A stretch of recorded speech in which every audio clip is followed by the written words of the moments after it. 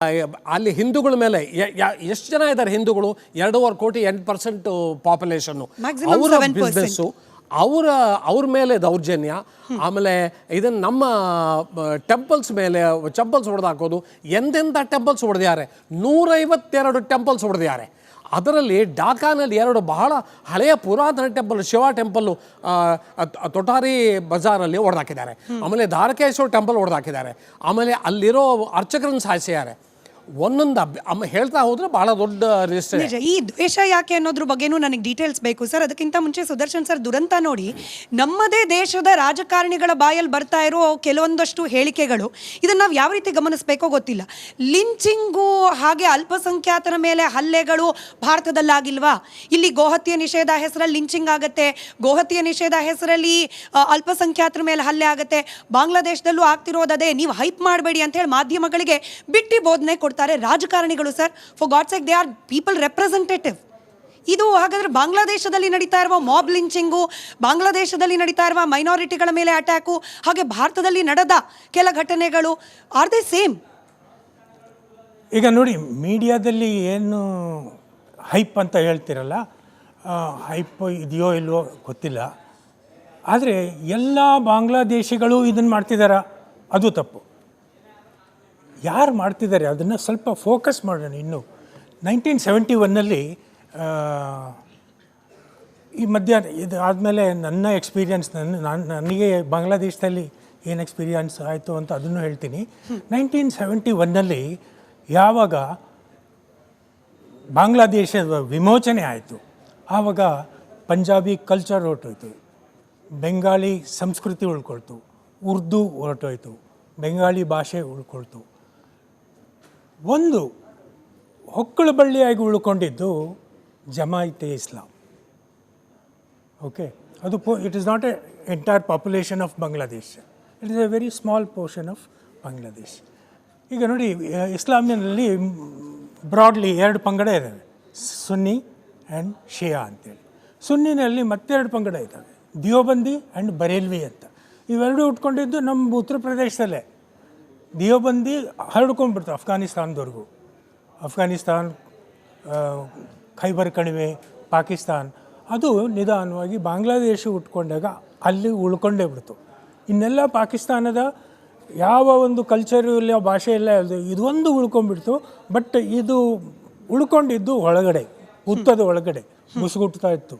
ಯಾಕಂದರೆ ಅವರಿಗೆ ಅವಕಾಶ ಸಿಗಲಿಲ್ಲ ಮೊದಲು 4 ವರ್ಷ. ಯಾವಾಗ ಶೇಖ್ ಮುಜಿಬುರ್ ರೆಹಮಾನ್ ಕೊಲೆ ಆಯಿತು, general Mujibur Rahman take over ಮಾಡಿದ, ಅವರು ಹೊರಗೆ ಬಂದುಬಿಟ್ರು ಹುತ್ತದಿಂದ. ಹೀಗೆ ಇದೊಂದು ಪ್ಯಾಟರ್ನ್ ಬಾಂಗ್ಲಾದೇಶದಲ್ಲಿ. ಕೆಲವು ಸರಿ ಹುತ್ತದೊಳಗಿರ್ತಾರೆ, ಮತ್ತೆ ಹೊರಗೆ ಬರ್ತಾರೆ. ಶೇಖ್ ಹಸೀನಾ ಇದ್ದಾಗ she manage to suppress them, ಇರಲಿಲ್ಲ ಅಂತ ಅಲ್ಲ, she manage to suppress them. But ಇದು 2 ರೀತಿಯಾಗಿ ನಡೆಯುತ್ತೆ. ಒಂದು ರಾಜಕೀಯ ವಲಯದಲ್ಲಿ ನಡೆಯುತ್ತೆ, ಇನ್ನೊಂದು brain washing at the root level. ಈ ಯಾರ್ಯಾರು ಹಳ್ಳಿಗಳಲ್ಲೆಲ್ಲ ಹೋಗಿ ಅಲ್ಲೇ ನೆಲೆಸಿ ಅಲ್ಲಿ ಬ್ರೈನ್ ವಾಶ್ ಮಾಡೋಕ್ಕೆ ಶುರು ಮಾಡಿದರು, ಈಗ ಮಾಡ್ತಿರೋದೆಲ್ಲ ಅವರು.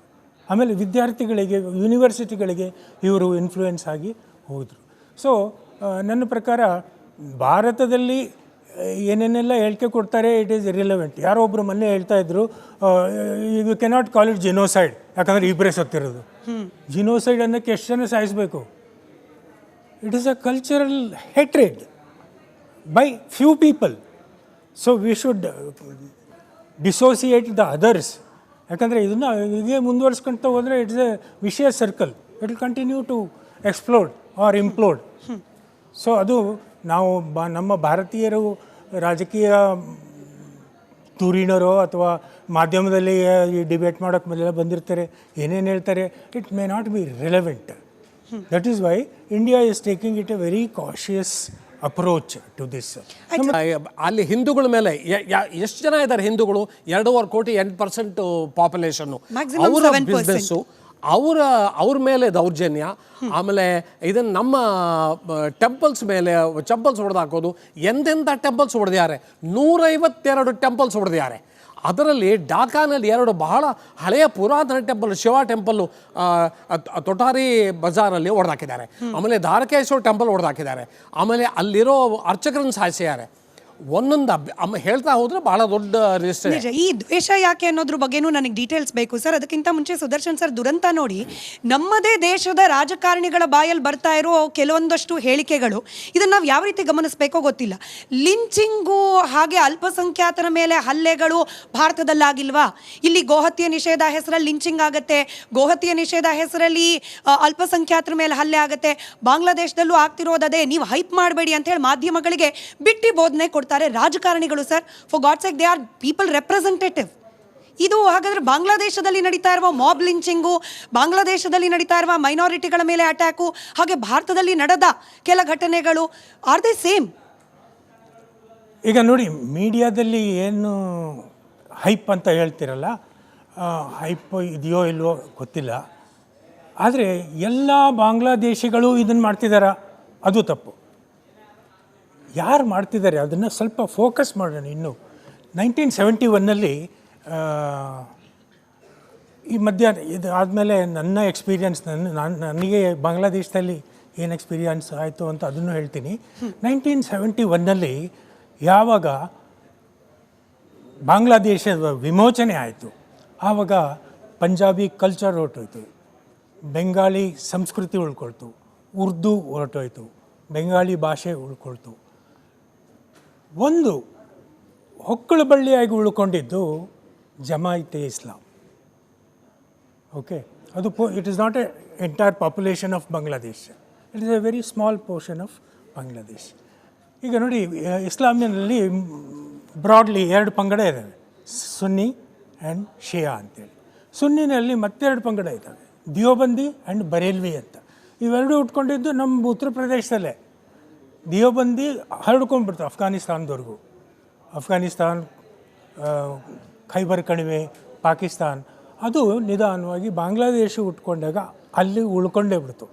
ಇನ್ನೆಲ್ಲ ಪಾಕಿಸ್ತಾನದ ಯಾವ ಒಂದು ಕಲ್ಚರು ಇಲ್ಲ, ಭಾಷೆ ಇಲ್ಲ, ಇದೊಂದು ಉಳ್ಕೊಂಡ್ಬಿಡ್ತು.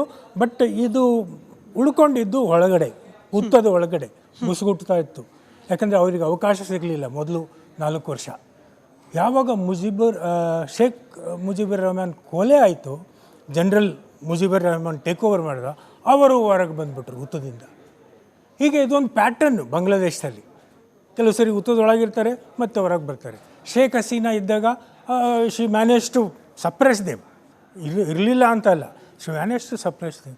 ಬಟ್ ಇದು 2 ರೀತಿಯಾಗಿ ನಡೆಯುತ್ತೆ. ಒಂದು ರಾಜಕೀಯ ವಲಯದಲ್ಲಿ ನಡೆಯುತ್ತೆ, ಇನ್ನೊಂದು brain washing at the root level. ಈ ಯಾರ್ಯಾರು ಹಳ್ಳಿಗಳಲ್ಲೆಲ್ಲ ಹೋಗಿ ಅಲ್ಲೇ ನೆಲೆಸಿ ಅಲ್ಲಿ ಬ್ರೈನ್ ವಾಶ್ ಮಾಡೋಕ್ಕೆ ಶುರು ಮಾಡಿದರು, ಈಗ ಮಾಡ್ತಿರೋದೆಲ್ಲ ಅವರು. ಆಮೇಲೆ ವಿದ್ಯಾರ್ಥಿಗಳಿಗೆ, ಯೂನಿವರ್ಸಿಟಿಗಳಿಗೆ ಇವರು ಇನ್ಫ್ಲೂಯೆನ್ಸ್ ಆಗಿ ಹೋದರು. ಸೊ ನನ್ನ ಪ್ರಕಾರ ಭಾರತದಲ್ಲಿ ಏನೇನೆಲ್ಲ ಹೇಳಿಕೆ ಕೊಡ್ತಾರೆ, ಇಟ್ ಈಸ್ ಇರಿಲೆವೆಂಟ್. ಯಾರೋ ಒಬ್ಬರು ಮೊನ್ನೆ ಹೇಳ್ತಾ ಇದ್ರು, you cannot call it genocide, ಯಾಕಂದರೆ ಇಬ್ಬರೇ ಸತ್ತಿರೋದು. ಜಿನೋಸೈಡ್ ಅನ್ನೋಕ್ಕೆ ಎಷ್ಟು ಜನ ಸಾಯಿಸಬೇಕು? It is a cultural hatred by few people. So we should dissociate the others. ಯಾಕಂದರೆ ಇದನ್ನು ಹೀಗೆ ಮುಂದುವರ್ಸ್ಕೊಳ್ತಾ ಹೋದರೆ it's a vicious circle. It will continue to explode or implode. So ಅದು ನಾವು ನಮ್ಮ ಭಾರತೀಯರು ರಾಜಕೀಯ ಧುರೀಣರೋ ಅಥವಾ ಮಾಧ್ಯಮದಲ್ಲಿ ಡಿಬೇಟ್ ಮಾಡೋಕ್ಕೆ ಮೊದಲೆಲ್ಲ ಬಂದಿರ್ತಾರೆ, ಏನೇನು ಹೇಳ್ತಾರೆ, it may not be relevant. That is why India is taking it a very cautious approach to this.